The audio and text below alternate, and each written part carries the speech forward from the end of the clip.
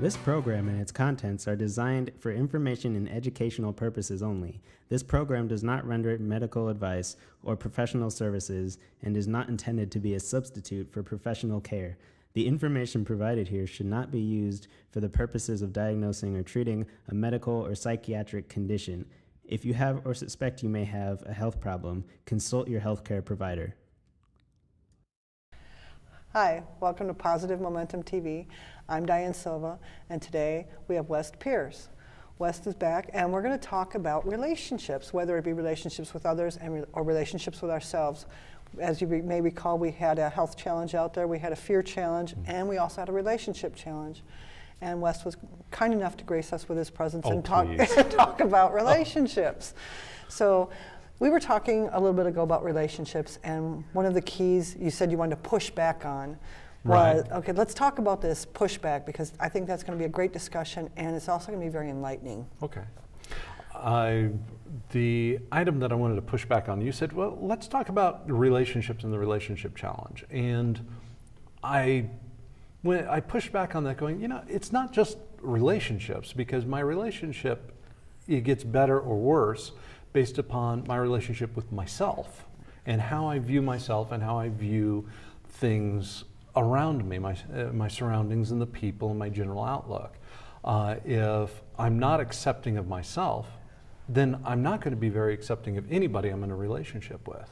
Wow, now that is very powerful, and a lot of people, at least I didn't get it for the longest time. You know, so it's not that, you know, we're saying, oh, you're going to get this now. It's just if we can put it in perspective and maybe draw pictures or verbalize in a way that sometimes we just get it, you know. It's learning to be introspective and go, okay, I'm having this difficulty with this person and with this person and with this person, going, okay, wait a minute, it's not all three of these people. What's going on with me that is changing the dynamics of this person? So, or the relationship with this person, not this person itself. And then there are times that dealing with or relating with other people, it's coming back going, okay, maybe they're having a bad day. Mm-hmm. So there's so many different components to this. And I would love to, you know, just kind of talk about some of them, because sometimes when we transition from, okay, you just got a new upgrade in your position at work. I did. And that makes a change in everything, how you look at yourself, how you perceive yourself, the stress you deal with, you know, the fact that you've got to train your replacement, and you've got a new job to learn, and now you've got it. Okay, at home, you can't just shut it off, even though you would love to. Sometimes.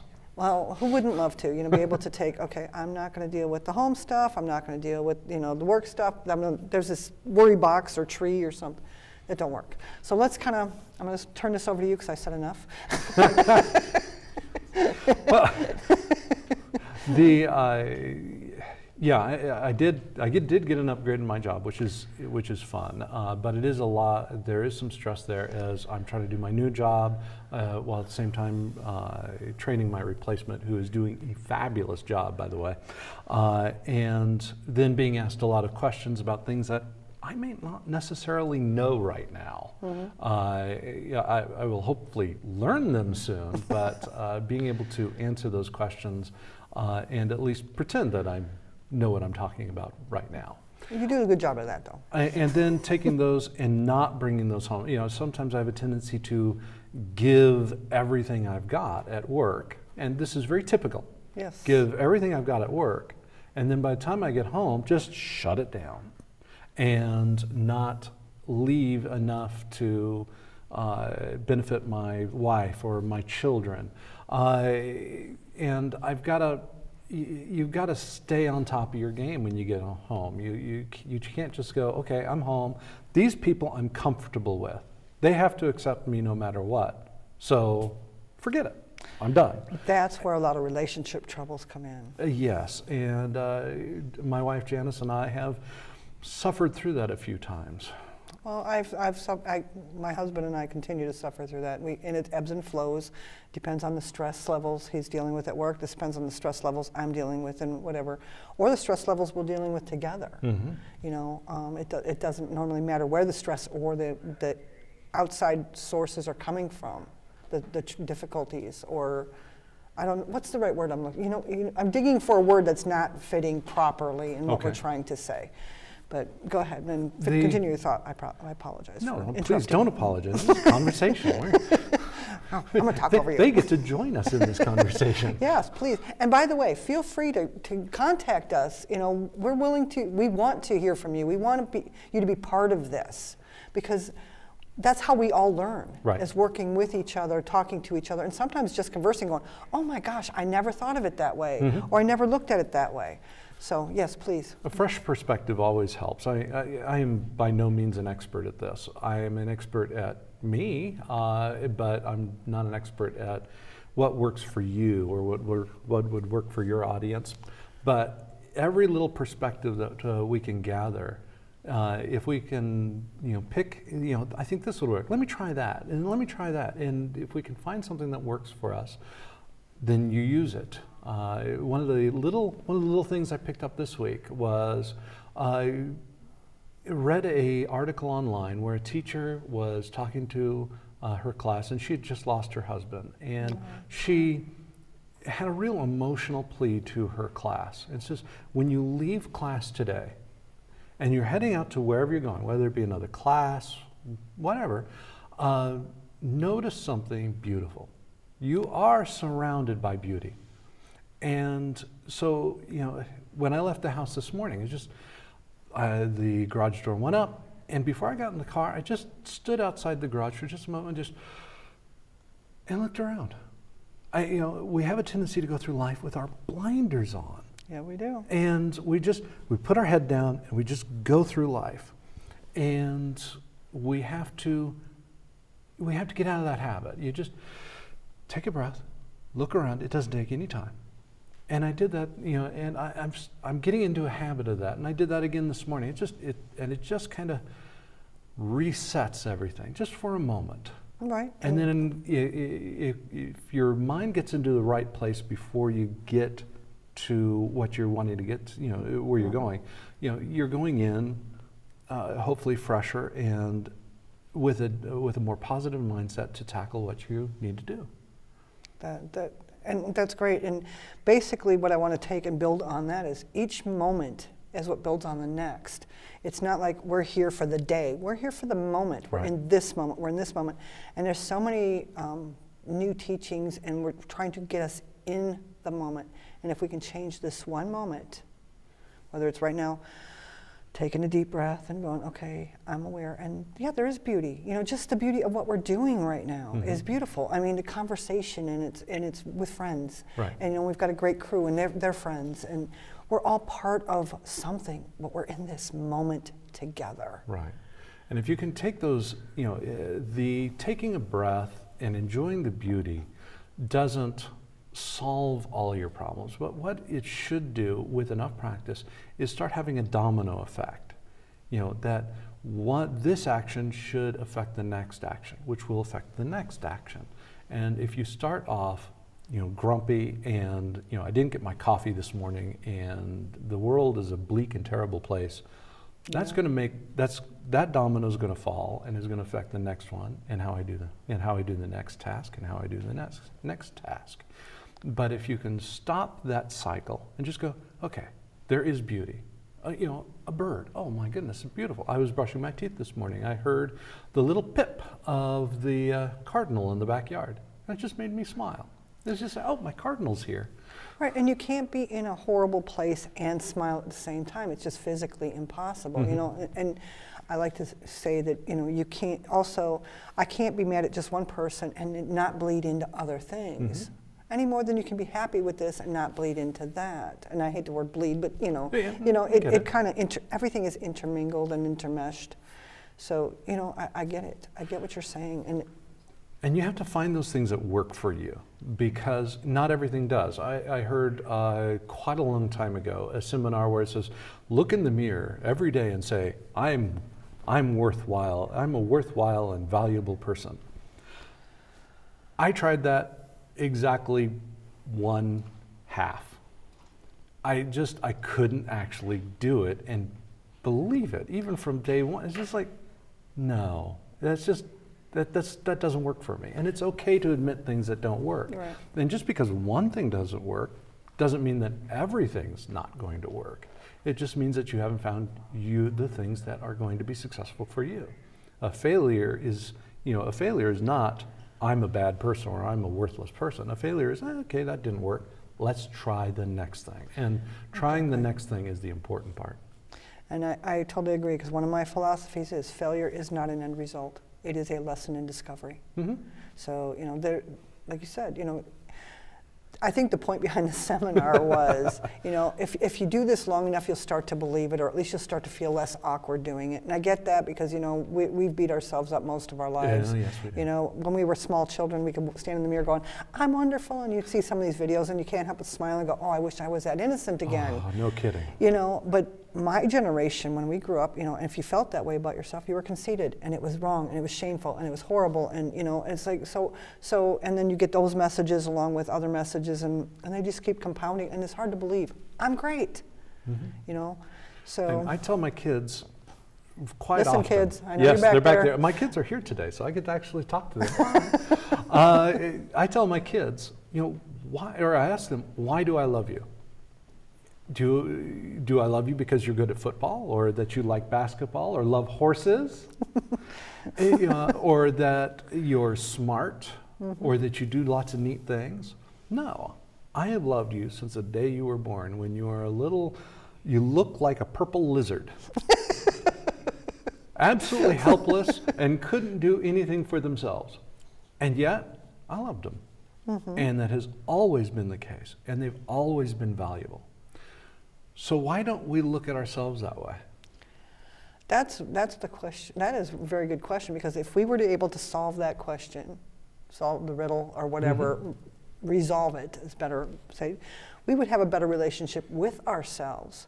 We would get and obtain what we are after, or what we want out of life, and we would have the best relationships with other people as well. Absolutely. If we were accepting of ourselves, because we can only enjoy other people to the degree that we allow ourselves to, enjoy ourselves. Yeah, If I like me, I'm going to allow me to like you, to like my other friends, to love my wife. If I don't like me, then how in the world could I expect to like my friends, reach out to them, to love my wife and reach out to her, to hug my kids and make them know I really do love them, even though I don't love myself. No, it just can't happen. It's like you're smiling when I'm in a bad mood.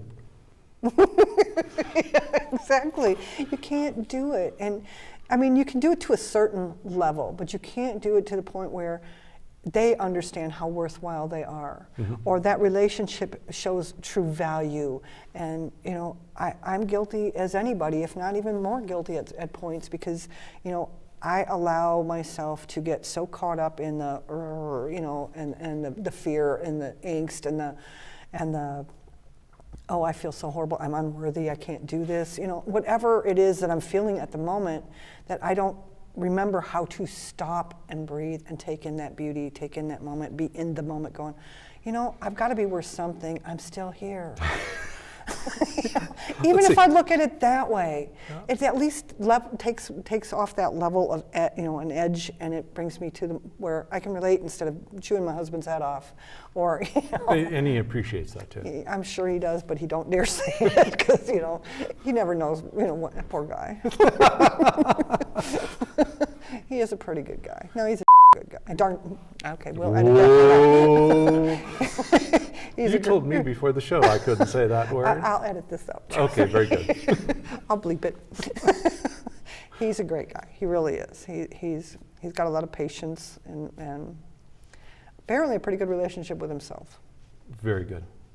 You know him. He whoops your tail in ping pong every once in a while. He's never whooped my tail in ping pong. I don't know what you're talking about. Anyway. You're laughing at me, Chris. Anyway, back on topic. Sorry. Yes, please. Where were we?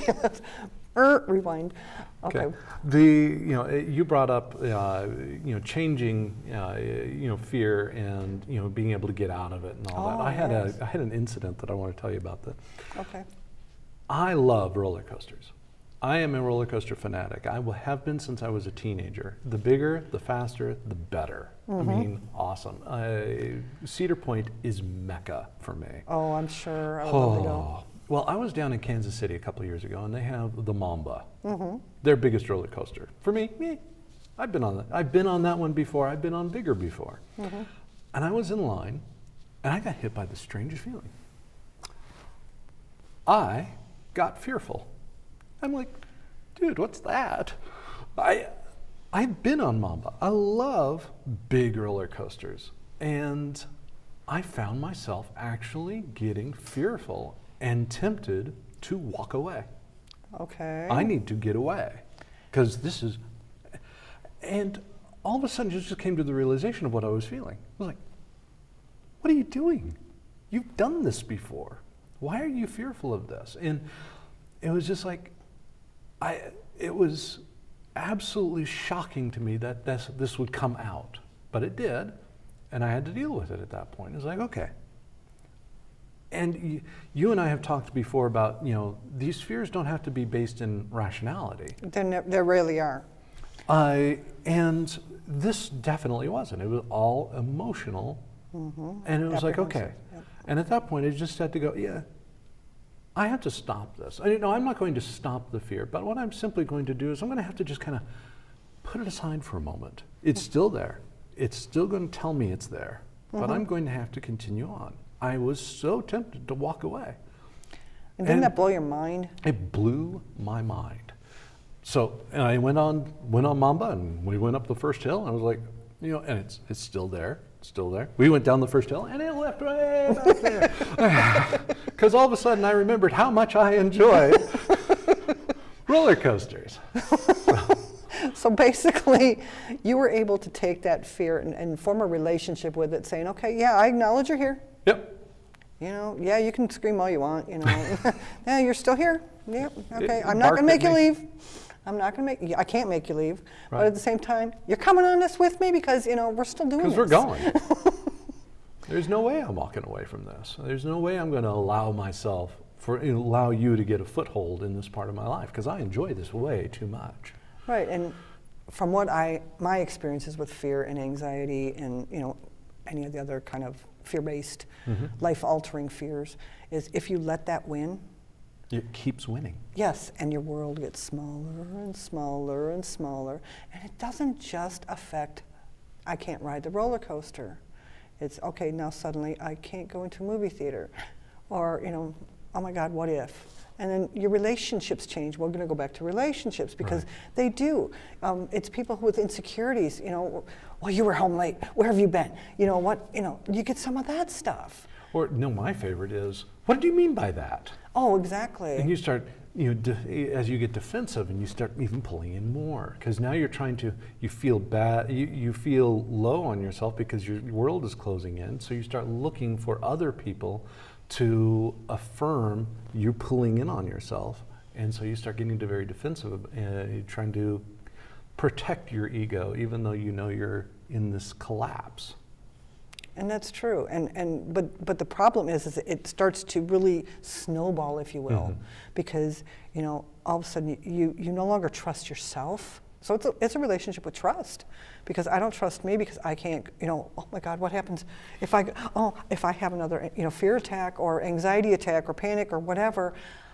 I can't go out because it's horrible. I mean, you get not just the anxiety or fear itself, and then there's that fear of having that fear. And then what are people going to think of me? And like you said, the world closes in. And then what are you going to think of me? And oh my God, now my relationship with my spouse is, and this and that. And, got to find a way to have that relationship with the fear and say, okay, yeah, okay, you're here.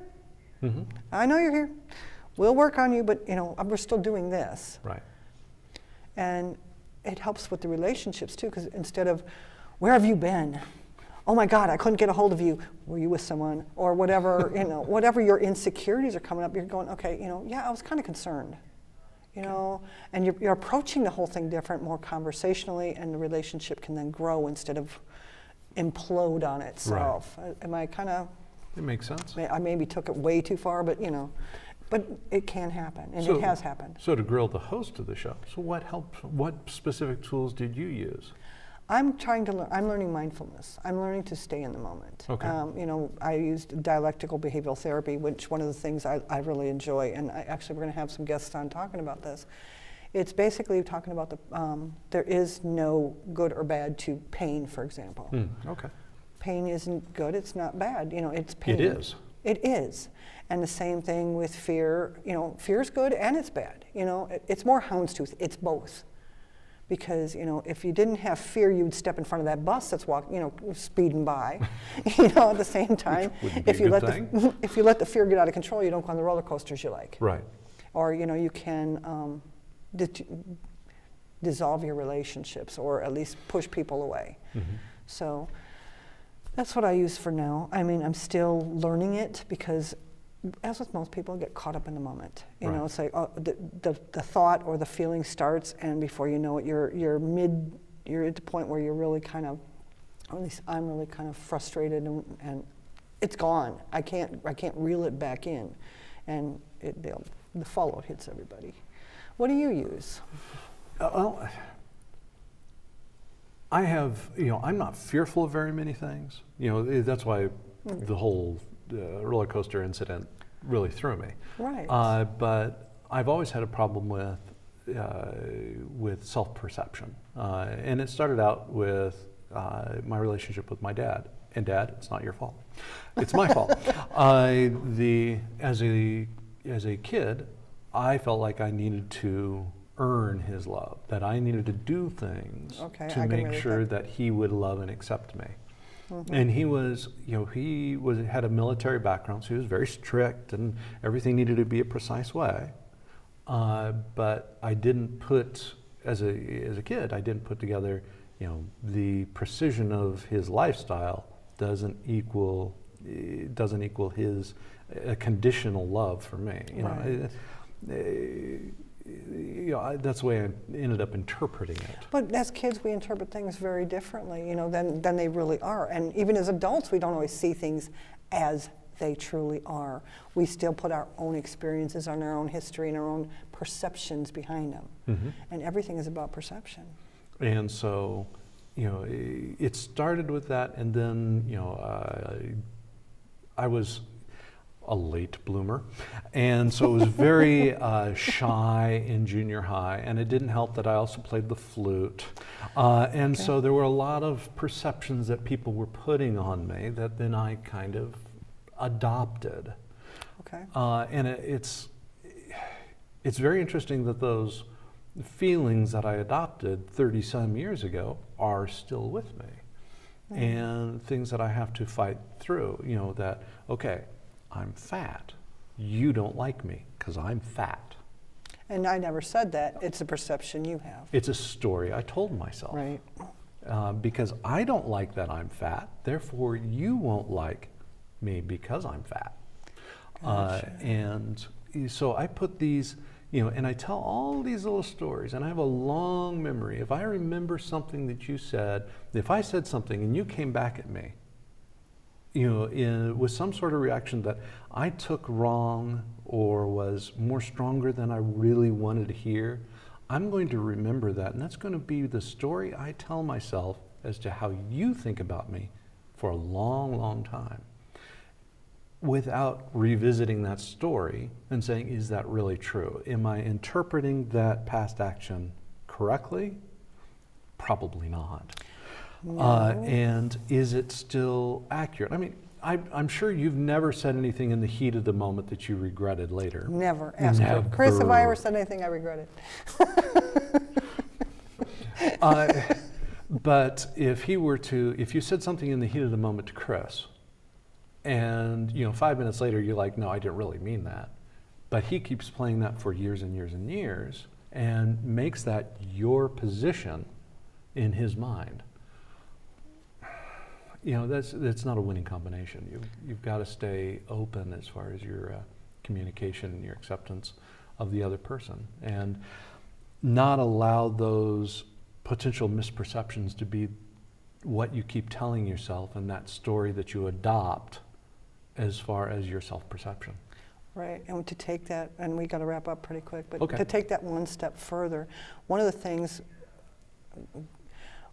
we tend to do, at least as from what I've read and learned through classes as well as myself, is we will look for the patterns that fit our beliefs instead of looking for the patterns that dispel those beliefs. Correct.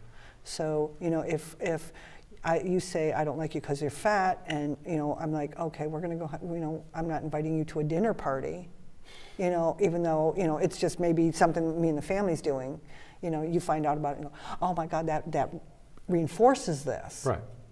So, but anyway, Wes, thank you for coming. I think this has been a wonderful conversation. I would love to have you back again. We're going to do this again because I think you are a plethora of information. Oh my goodness. Oh, stop it. oh, stop it. Oh no, you stop it. You stop it. Anyway, we can get as goofy as we used to when we worked together. But we don't want to go there either. No. I already have to edit stuff out. Anyway, so thank you for watching Positive Momentum TV. If you have any comments or questions, and I would really like people to come in and contact us. I would love to hear from you. I would like to spend time with you, talk to you about your ideas, your experiences, you know, about fear. You know, fear is, actually that's my passion, is to talk about fear and to help dispel and empower. Let's use the word empower because, you know, I feel I can't help because then I take ownership, and it's not mine. So, yes, please, I'll go off on a tangent again. Contact us at inquiry@positivemomentum.net, and we can get together and talk. You know, put in the subject title, let's chat, whatever, and I will give me your contact information. I'll get a hold of you. Let's talk about things. And please watch us on YouTube as well once we air on KPAO. Kapow! Kapow! And have a great day, and thank you very much. Again, Diane Silva, Wes Pierce, Positive Momentum TV. Have a great day. All right. Take care.